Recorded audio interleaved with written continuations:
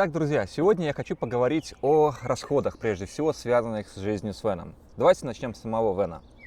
Эту старушку, этот мой Мерседес 20-летней давности, но с небольшим пробегом и полностью уже переоборудованный. Для тех, кто меня не знает, добро пожаловать на мой канал, меня зовут Вано, я из Белоруссии. 13 лет назад я переехал в США, а теперь бросил работу в офисе, купил автодом и хочу поездить по всей стране, побывать в каждом штате. В этом канале я рассказываю про свой автодом и все прелести и нюансы жизни на колесах. Я купил год назад за 42 тысячи долларов.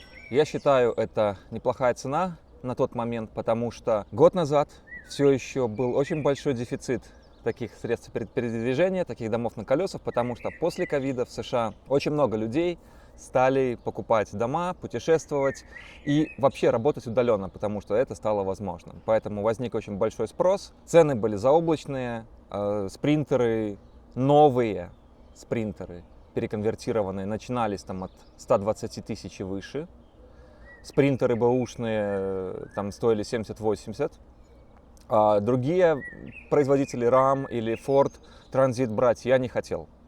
Поэтому, как только у меня представился этот шанс, я съездил в Техас на встречу с китайцем, который жил в этом вене. Почему, собственно, небольшой пробег? Потому что он там жил. Он не ездил много, но он лет 5, наверное, там прожил, перемещаясь из одного парка в другой, видимо. После этого он перестал выходить на связь и пропал, хотя у меня осталось к его вену очень много вопросов. После этого ушло еще 3-4 на апгрейд, замену и ремонт каких-то мелко- и крупнобытовых вещей. Добавление солнечных батарей до 800 Вт, расширение аккумуляторов до 400 Ампер-час, сантехника, душ, заменил передние колеса, поставил новые шины, они тоже не дешевые. Ну и всего остального по мелочи, там туда-сюда набралось еще там на 1000, на 1500 как минимум. Так что вот 3-4, я думаю, смело можно закладывать. Покупка каких-то вещей в дорогу, рюкзаков, аккумуляторов, проводов, техники, всего остального. Считайте еще 1000.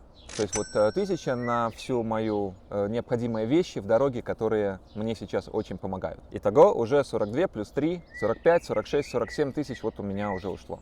Просто чтобы подготовиться к дороге. Теперь поговорим о расходах непосредственно в дороге. Самая важная часть, конечно, это часть, связанная с самим автодомом. Самая банальная из них – это заправка. Значит, питается он солярой. Соляра может быть здесь разных цен, в зависимости от дня, в зависимости от курса нефти, в зависимости от автозаправки. Есть дорогие автозаправки, есть дешевые, поэтому раз на раз не приходится. Но давайте так, в среднем в месяц у меня уходит где-то 3-4 бака, а полный бак здесь это 100 литров. Расход у него порядка 12-15 литров на сотку, так что это очень хороший расход, я считаю, для такого автодома. И все вместе это занимает мне вот 1 месяц, как по моему плану это 1 штат. По расходам это около $300.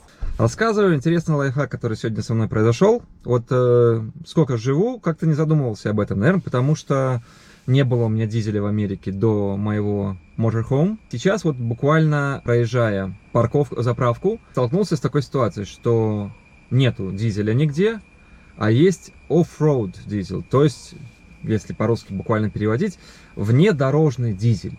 Что это означает? Это означает, что это тот же самый дизель, то есть, по сути, соляра, которая окрашена в красный цвет, в отличие от бесцветной и обычной соляры, которая предназначена для техники, которая не передвигается по общественным дорогам, то есть тракторов, там газонокосилок, всему чему угодно. То есть фишка в том, что такая соляра, такой дизель стоит на 30% дешевле, чем обычный. И при этом работает абсолютно так же, как и обычный дизель. Можно его залить и, условно, если никто при этом не наблюдал за вами, Department of Transportation, то есть департамента управления дорогами, или как-то случайно вдруг они не захотят вас на это проверить, то можно вполне себе экономить 30% вот на таком топливе. Что еще у него из расходников? Конечно, это пропан, на котором держится у меня холодильник, на котором держится у меня обогрев, на котором держится у меня газ, газовая плита, готовка, кухня, и на котором держится у меня нагрев теплой воды. Вот столько всего на одном пропане. Пропан у меня уходит где-то раз в 2-3 недели я его заправляю. У меня 2 бака, один съемный, второй несъемный. Вот в среднем где-то $40 на пропан у меня уходит в месяц. Вода я никогда за воду не плачу. То есть есть кемпинг области, где можно воду приезжать и заправляться платно, но я всегда нахожу, и на самом деле таких мест хватает пока что, не было с этим проблем. Общественные парки, какие-то места туристические, где в принципе к путешественникам на автодомах относятся лояльно и позволяет им заправлять бесплатно, поэтому с чистой водой проблем нет. Что касается слива канализации, за это тоже, как вы догадались, надо платить. За это в среднем уходит за один слив $10 за слив. Но как-то мне так везло, что, наверное, за все время я сливал 1 или 2 раза платно, все остальное время бесплатно. Поэтому я слив канализации считать не буду. Хватает тоже в приложении, можно найти мест. Да и самому, если глаза есть, можно найти места совершенно легальные, где можно слиться и при этом не платить. Так что канализацию я не считаю. И последний, наверное, момент вот с тем, что предсказуемо траты идут, это расходники, то есть замена масла и масляного фильтра. Заменяю я его в пробеге каждый раз 5000 миль, то есть где-то это 8000 километров. Ну, на это уходит у меня где-то $60 за замену. То есть можно сказать, что в месяц у меня уходит на это где-то там $15-20 максимум. И 2 вещи, которые не связанные с ремонтом или обслуживанием машины, но тем не менее очень важны, это страховка на машину. Страховка на машину у меня сейчас стоит порядка $600 в год на мой автодом. Для сравнения, за свою легковую машину, на которой я ездил на работу каждый день, я платил где-то $700 за полгода, то есть 1400 в год. Вот это 600, значит, и я поэтому считаю в месяц расход на страховку машины $50. Последняя вещь, которую я закладываю в свой автомобильный бюджет, это непредвиденные расходы, которые могут случиться в любой момент, поломка. То есть я готов к тому, что $200 в месяц я в среднем буду выкладывать на ремонт машины, на ремонт своего автодома. Вот что касается всего связанного с машиной.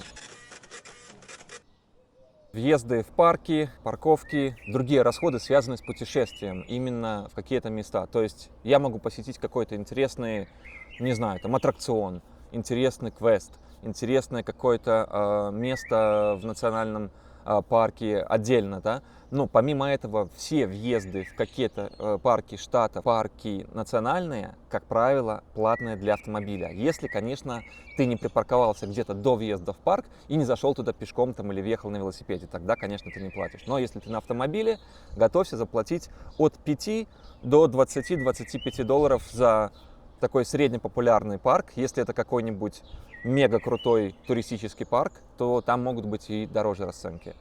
К счастью, большинство национальных парков покрываются одной карточкой, которая называется America the Beautiful. Вот такая вот эта карточка, я ее себе купил.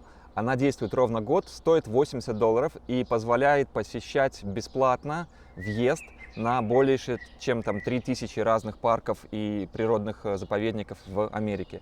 К сожалению, эти карточки не действуют на парки штата. На все парковки, входы и посещение мест каких-то интересных за месяц я закладываю, и в среднем у меня получается тратить тоже около $200 в месяц. Это немало, но это приходится делать, если ты хочешь активно путешествовать, активно посещать интересные места, а не просто стать где-нибудь в парке и круглый день сидеть, ничего не делать. Хочешь наслаждаться красивыми местами? Плати деньги. В Америке это так. Следующая страховка, о которой я не поговорил, это медицинская страховка. Медицинская страховка на меня, на то, что если что-то со мной случится, чтобы я не платил очень огромные деньги. В дороге может быть все что угодно.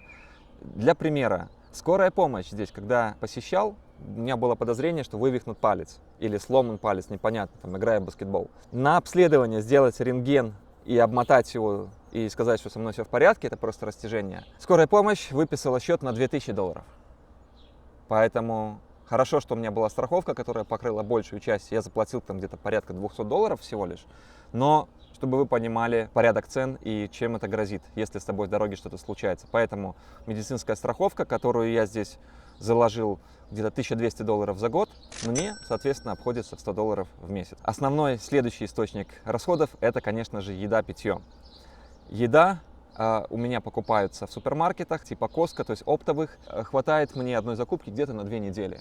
Причем ем я спокойно, ну где-то могу перехватить иногда что-нибудь в городе, но, как правило, этого очень мало. Поэтому на еду я закладываю $50 в неделю, и мне этого вполне хватает. И, соответственно, $200. Так, только что я совершил покупки в местном супермаркете. Давайте посмотрим, что же я купил, сколько это обошлось и влезет ли это все в мой холодильник. Итак, первый пункт. 2 пакета равиоли с сыром, яйца, рыба, тилапия, 2 пакета уже готовой курочки на гриле, сметанка, замороженная голубика. Этого пакета вермишели мне хватит надолго. 2 пакета молока со сливками для кофе, чая по вкусу. Масло, гуакамоле, готовые 2 упаковочки Орео, которых тут целых 12. Нарезанный хлеб, 2 упаковки. Итак, все растусовано. Места, слава богу, хватило, но схватило совсем под завязку. В общем, в сумме $130.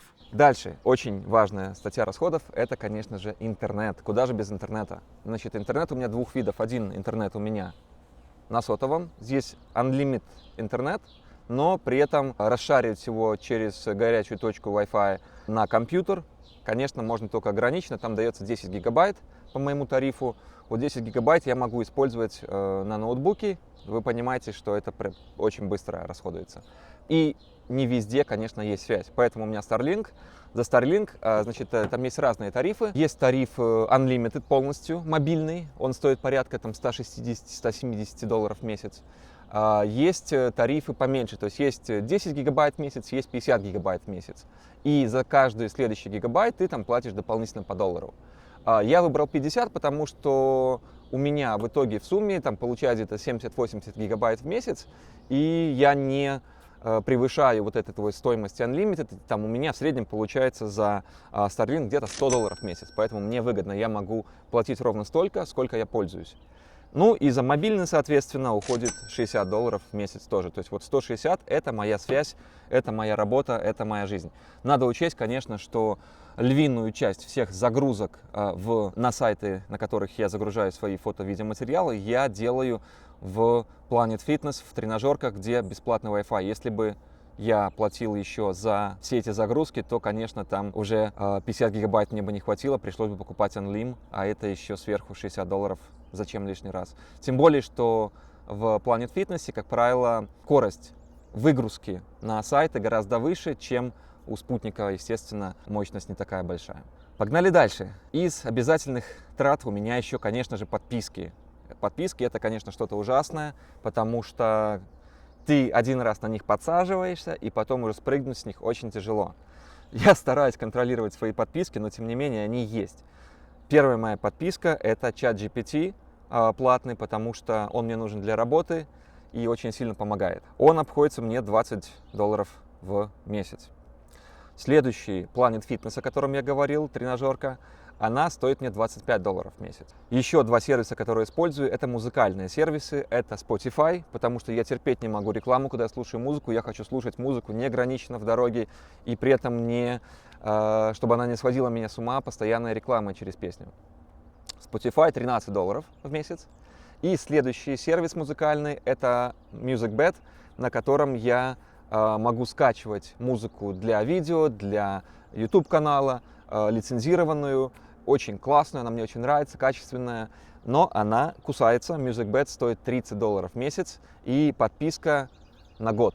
То есть вот год купил, даже если ты платишь $30 в месяц, отказаться ты уже не можешь. Поэтому, возможно, в течение года я найду какие-то лучшие варианты дешевле, но пока я уже туда встрял, придется год заплатить. Итого, где-то $90 у меня уходит на все мои подписки. Ну и что остается? Остается хобби, остается прыжки с парашютом, на которые я в среднем трачу 4-5 прыжочков в месяц. Это вот просто приехать в какую-то новую дроп-зону. В рамках одного штата, как правило, это 2-3 дроп-зоны за штат я посещаю. И сделать 1-2 прыжочка. То есть в сумме у меня уходит на это $120, там, по $25-30 за прыжок. Я считаю, это немного, и это то, что действительно очень мне нравится, потому что, в отличие от предыдущей своей жизни, конечно, вот такая жизнь — это уже не хобби, это уже реальность. Поэтому даже в такой приятной и рабочей жизни все равно нужно оставлять какое-то место для хобби. Так что $120 парашюты у меня скушивают. Ну и все остальное. Это непредвиденные покупки, Amazon, одежда, там что-то еще.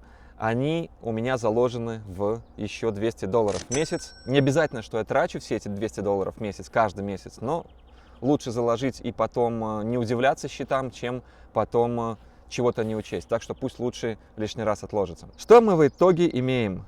В итоге мы имеем $1700 за всю вот эту вот жизнь.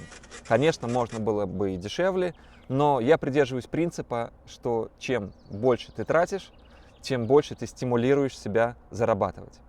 Если ты постоянно будешь экономить, если я буду постоянно считать каждую копейку, и у меня в итоге будет всего хватать, то у меня будет меньше стимула работать, меньше стимула улучшать свою работу, улучшать свои навыки и тем самым зарабатывать больше. Я пытаюсь как-то развиваться и немножечко всегда откусывать пирога больше, чем я могу себе позволить, чтобы продолжать движение вперед. Ну что, надеюсь, картина примерно понятна. Друзья, если вам понравился этот ролик и вы хотели бы видеть больше такого же материала от меня, просьба, хрясните на этот лайк, подпишитесь, и тем самым вы мне выразите свою благодарность. Спасибо, что посмотрели это видео. Пока-пока!